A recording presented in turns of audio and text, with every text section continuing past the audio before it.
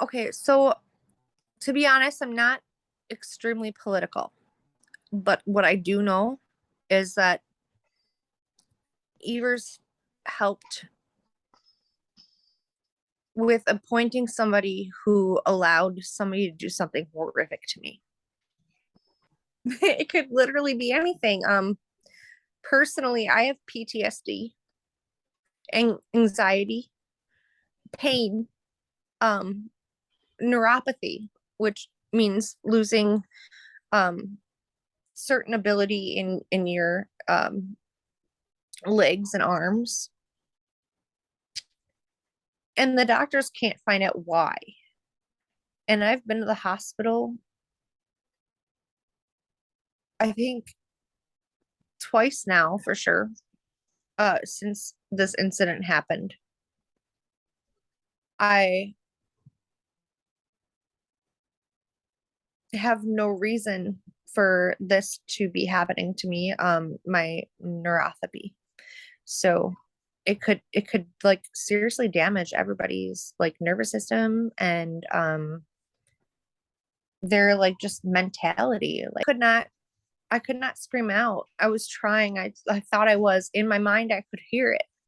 I could hear me screaming, but nobody else could.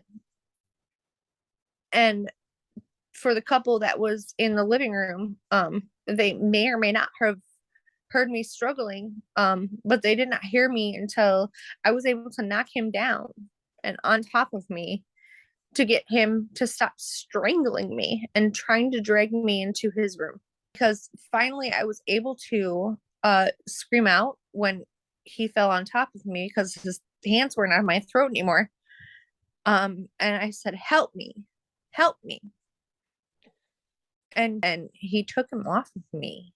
I think it was ridiculous. I don't think that should happen. I think that if anything, if anything, rape should be harshly judged. I don't think that they should be allowed out. They're gonna do it again. He would have stopped it. I wish he would have back in May stopped it for real. Like never let it happen again. Because if he wasn't released in July, this would have happened to me. I could have died. He could have killed me. If he wasn't, I think, like 50 some years old, he probably could have hurt me very significantly. Reoffended. He is reoffended, and I don't want anybody to ever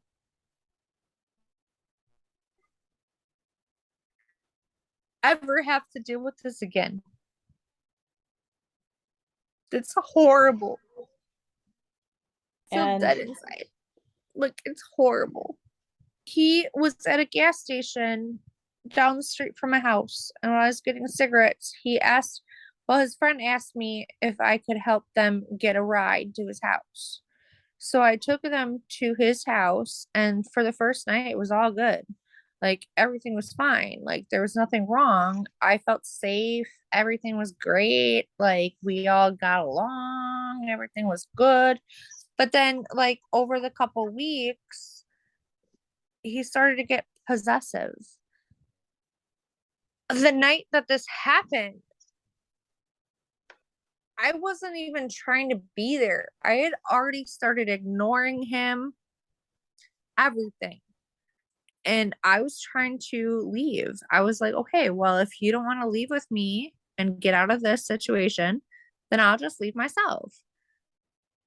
And then Ken's hands on my throat, both of them. His parole officer called me up and asked me to come in, and I agreed after like not wanting to, but I did agree. And then I went in and I was talking to her and I told her my story. And then after I told my story, she said, would you like to know why he was in prison? And I said, yeah, I guess. Because, yeah, I would love to know. Like, why he hurt me, why he did everything that he did. And have to deal with any of this at all, ever. Activists, Mhm. more available, please, because I've been waiting for like a day. I mean, I shouldn't expect it to happen. It's like this soon, but I'm waiting for a victim activist because I don't feel like my story was just fully told. And what I you're would love to hoping. speak out because of the fact that I hate for the fact that people are not available to speak out because they feel that their voice is not listened to. Mhm. I feel like people are scared to talk about it. It's not appropriate to be scared to talk about it. I think that people should speak out. I think that it's appropriate for people to tell other people and friends and family especially and get the support that they need